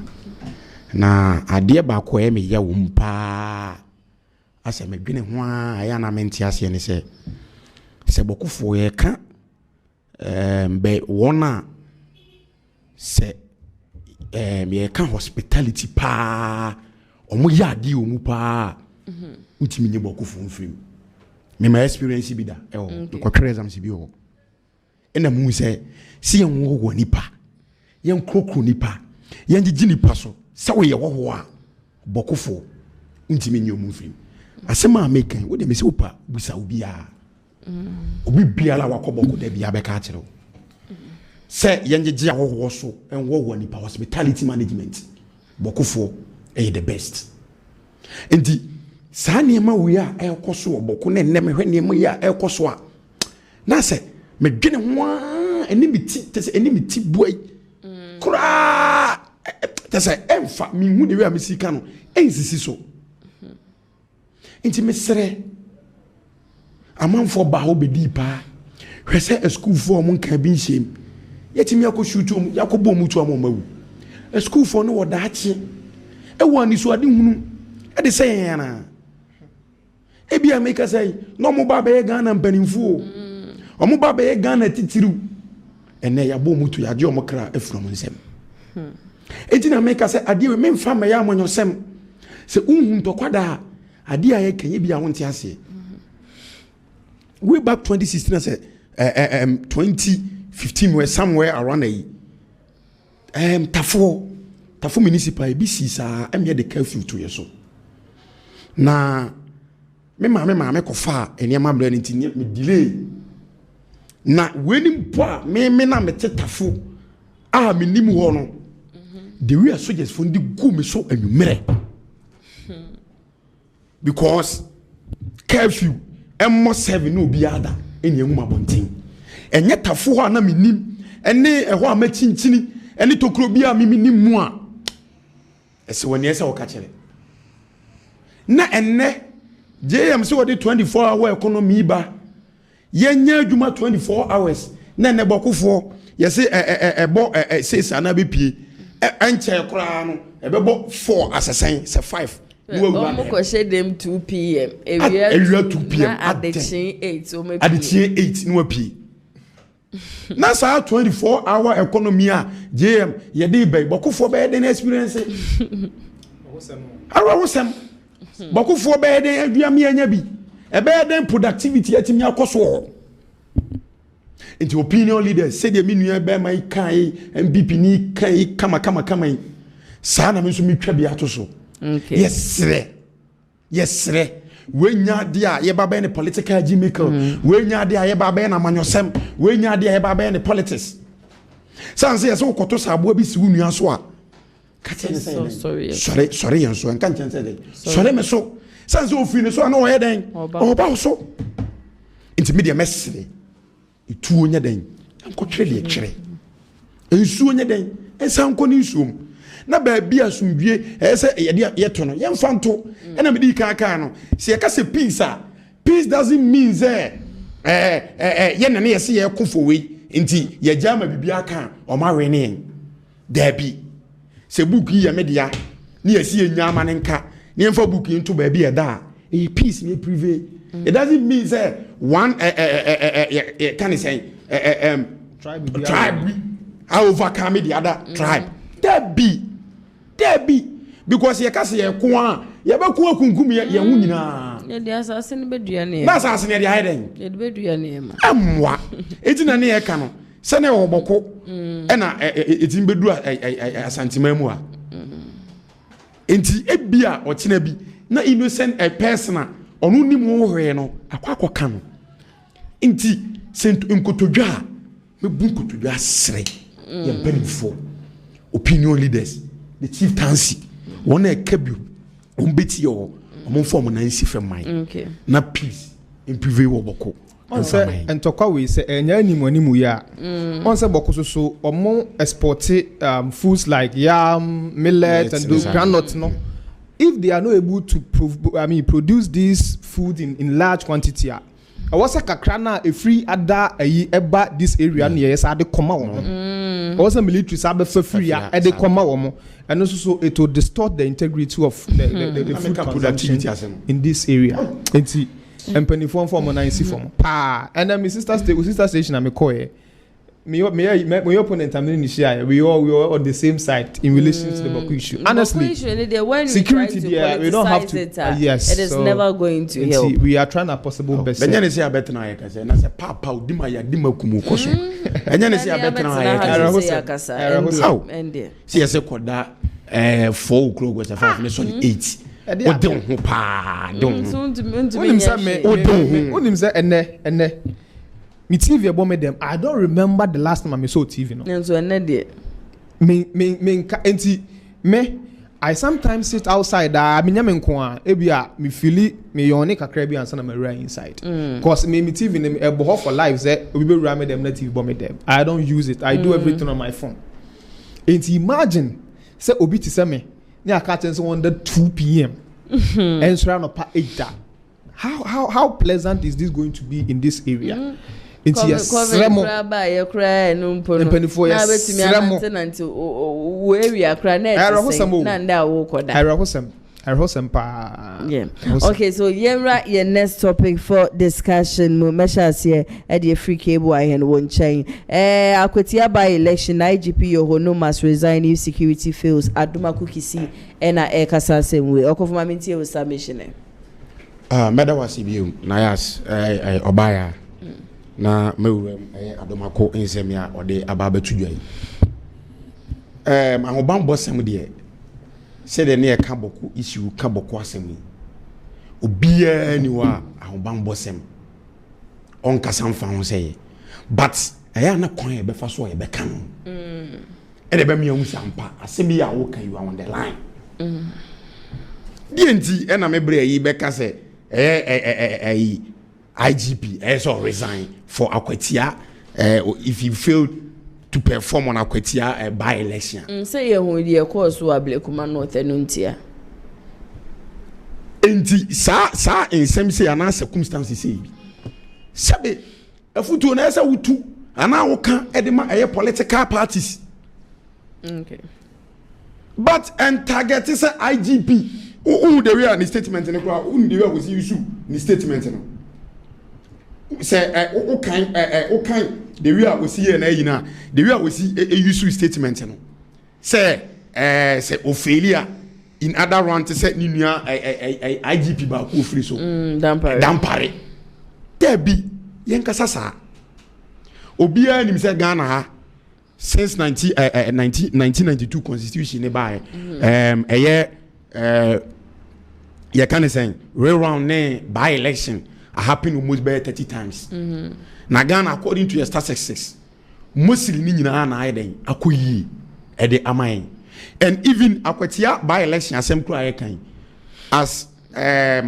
obeka as 2009 as 2010 e bi si saa ewo by election saa si. And bibi saa ne say o kasa say afutuo e na o de ma the two political parties. Okay. Sabe enya IGP ena eko mentimo wase ana basabasa ye bi ko ena tu impo se o kan o ebia IGP e besere se ahoban bosam de o mani nko yie because ahunu bi penya den ehunu mienu na se obeka se IGP faili se ahoban bosam anko so he should resign de ba sem na besa wo kan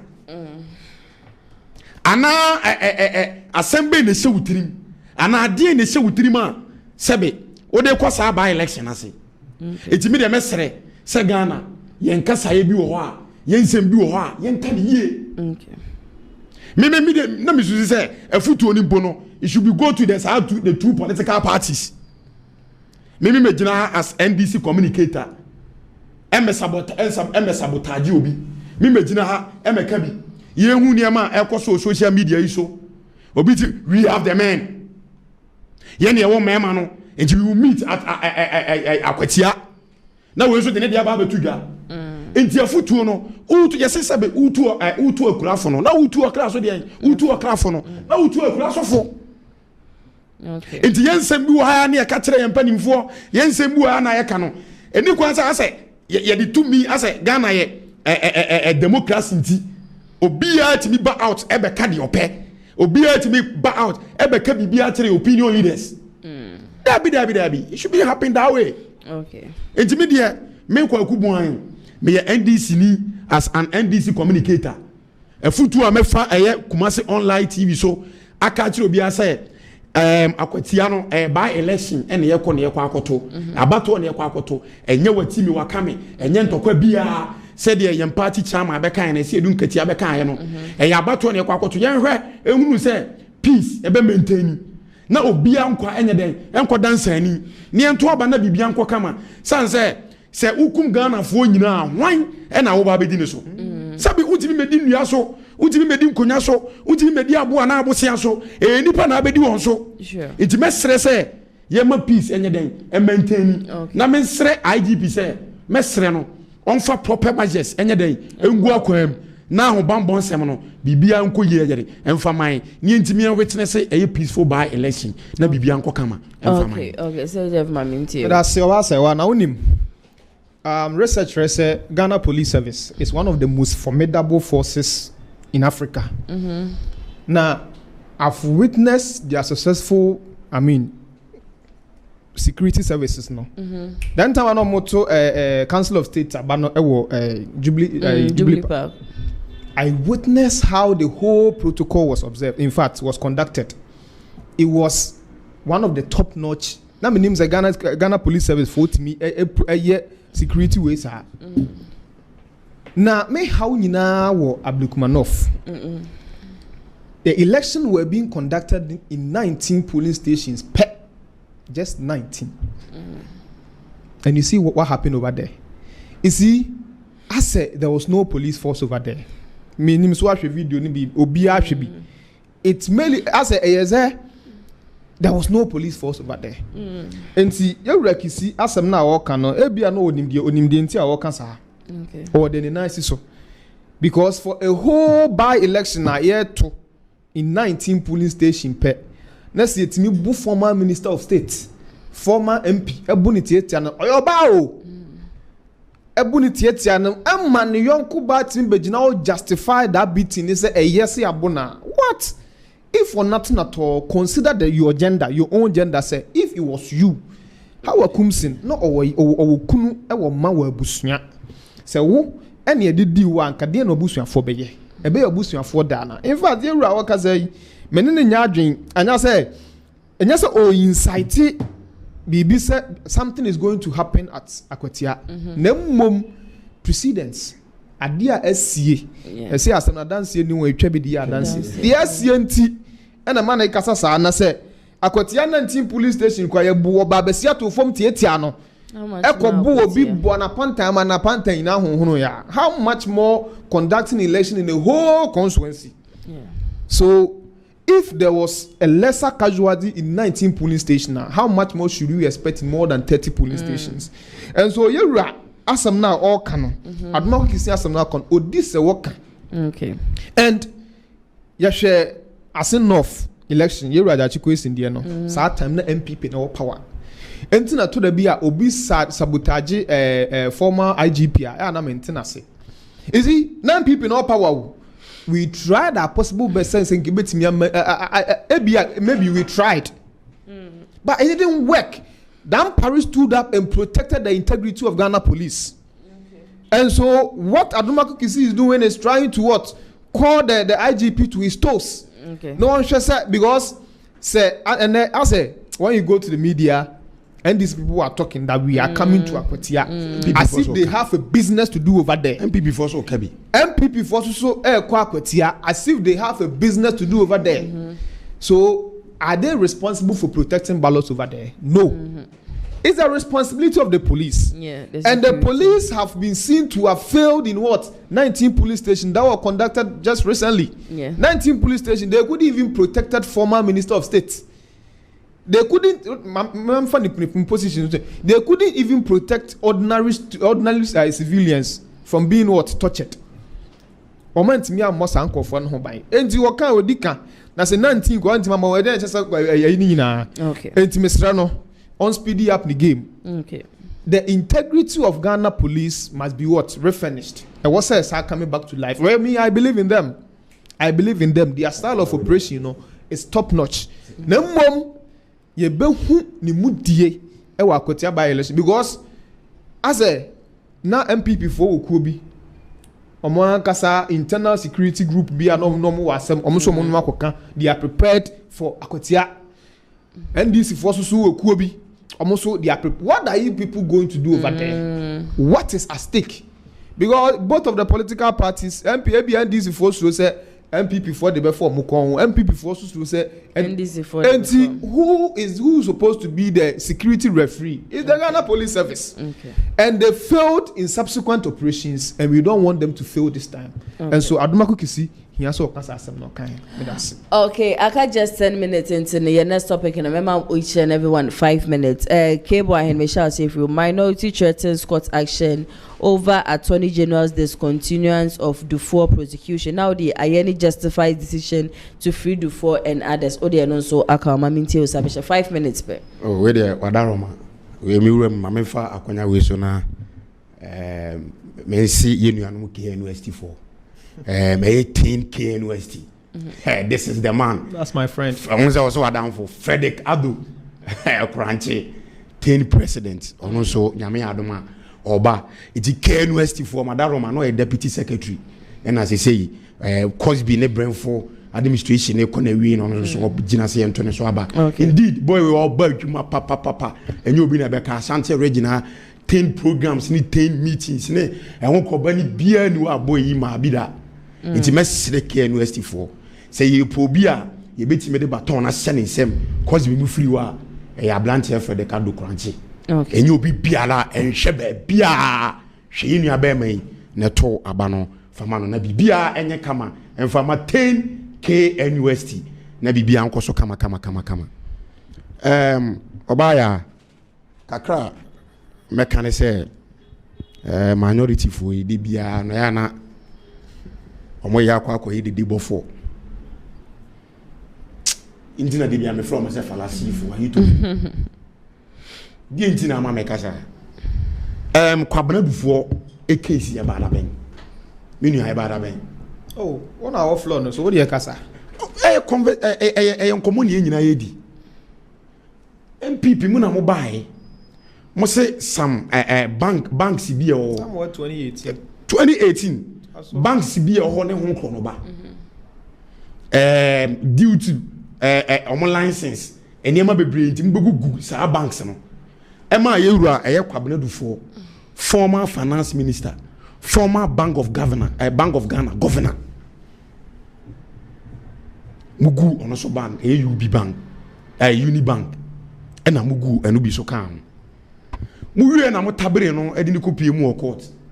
for insensem be evidence in Bokramantimian provided necessary evidence. I attach it. Mantimian dealing with Sanyama Wayna. And this year by and Attorney General I say no. You were Kwabena before. Satam the case the case formerly known as the Republic versus Kwabena before and 7 others. And you Kwabena before any Ghana den aban and I said any Ghana na den. Enya. One time you couldn't do anything about it. And then NPP aban no say there be. Kwabena du for ehwe niamam eye case a check case in the check enti yentwam enye se yentwam we enti me metra ya case ye follow due process a ebeche sense we fa ha we ko fa ha we ye sei ene ho nkro no ba bebre enti yentwam enti esika enti Kwabena du for esika ene ese ma wutua sabe we abo anu se maka na minyanwe ya boni be ne wom enti Kwabena du for to 60%. Asem bia ni ho na 40% na aka no yen for ma installment regular process. Eno minority for muni akum. Omo so monte ase. Sabe na mo wa ba mu no mo na mo wa ba mu na betimi provide the necessary we can say evidence no. Ade ti na man timi anye. Enti me minority na me no sabe and you can say minority bi wo a asa opposition bi wo a ya na say be ya akojao akasa eni dede ene ho nkono ba enu bi na eto ya no MPP foi okay enti me yewura Kwabena Dufour ensemi na me mpese me kasa bebira afa ho me mpese me wura mu bebre na ba beji mre ye say Kwabena Dufour versus and the public enti the due process a ye de agu akwan so no Kwabena Dufour shu emphasize kanamra asem bia ni ho case bia ni ho dede bia ni ma we SNPP for and the politics e kasa enti bida inti mesrom say omo hweso enjoy omo opposition enye we mu e na omo be fa ho de aba be dede si enti bida na mo wa bam e na mo gu banks na mo wa bam e na man timi anya hwe amfa ho enye ne na makọ opposition no e na sebe mo ba be kire say mo ho den e de say papa bia menimu no ɔde bia ɔne ne yiri nya ntɔkwa mama mi kuno mo be kona na yere ne sebe so no obo no saa he enya pata ma pata pa enka mebu na kuno enso na mi wura ya bo no nti we nya ade bi de bia we nya ade a ase eye ade bi ase NDC for share chire aye ne politics bia eye NDC enka even wabegina flag bearer akrada wababa former finance minister wababa former bank of Ghana governor. It is enke ka say any politics enke enka ho asem okay there be nso aban we see there be ontua into you asem bia aniwo okay say mami me da say na e bia me ka say edua anya wabawo ani no itu ase ne sensena no and as ye de ye na anya oda ye nya ofadi. The last time I came here me council also say if care is not taken there will be more presidential pardoning in the next NPP administration. Because kwabradufo issue way I was reading something small about it. Unim omukọ na se charges some the bond say charge number 1 odifa they go on appeal. They've been appealing on this case from 2018 up to now. Mo chichema untumi tu mo imuma yokofuo detaining no. You people were supposed to take him to court within 72 hours. What did you do? You kept him for 7 good days. But MPP, you the nipa ne court, a nipa all right to appeal. Or appeal ya sana a snake boss EDS is he? You people want to take the law into your own hands. Mo pesa mo dem rano. Esha mo sem edi mo pe. Entina na no make say you have every right. Asem we make name ya, but the way Muslim dem say we ni sa na wo sem mo kano. You have your 4 years to try as much as possible, do whatever you want to do and prosecute former finance minister if he is guilty. Someone to me and prosecute no. Maybe the next MPP administration will the man walk scot-free. Because as at that time you will get enough precedents to let him go. You are speaking, said there was no evidence that we provided. What about Atufosin's case, Onijapa case? Was there no evidence? What happened? The man is walking scot-free. 2.3 million pounds on what causing financial loss to the state. This man is working without working.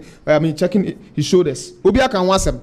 And to the and I stand on what channel. Say someone say no parliament no. You can say a channel one crowd now. Mubabuya maybe extra class ababuya can hunt no. You need some break. 2:1. No, we are just observing. We are carefully observing what people are doing. That is why in this country we have precedents. Because China, yeah, nyakwa dubia mawa. Oh, dear now yeah, no one soon ebejina. Edi biadi an MPP member. And when that time comes, yeah, person babe edi biya gu yasum. Because yede da ye muntie. Hey, Japa case you want to force. Yeah, kind. You didn't man tie, and then or your finance minister. So I know. And yasre, China. Some people for the Saabani be bomoyama. Yeah, Mamon Kasa, Mamunye did. Because we are minority for working. Opa, my boycott parliament for 20 years. You people don't care. It won't go anywhere. We are in this country. We are here. And Kobe Bia. And the trap war. Nasa China, it is aqua do not be a remoa. A China, say the Tenimuni. That person might not have access to go to court. Ye be jina no so de bail ato no so chema huntu nya jiska no agishort no anse na be jana na say who experience bi na say be yoda no why is he enkwofo cases obetwam nyina no we follow the due process. They were summoned before the law. Evidence were what being put over there that the omo ye ne say the omo delay case na appeal sa appeal emaya judge no is no team rule case no enti ya charging for money laundering were for near the okako appeal court and for results maya you can no muditima na attorney general and I make us say we were following the law due process na near faso ya ebeche take time because it was a chem no jisika no now you see I think that they said on what to also chem no necessary no I don't know because according to deputy you can say attorney general in speech no there are just when you go to the US there are some cases criminal according to the statement no make what because of financial loss I was just reading the articles here was criminal without any evidence without no evidence he was charged or charging money laundering Mami quote amount natural. Yes, Wafasika. The amount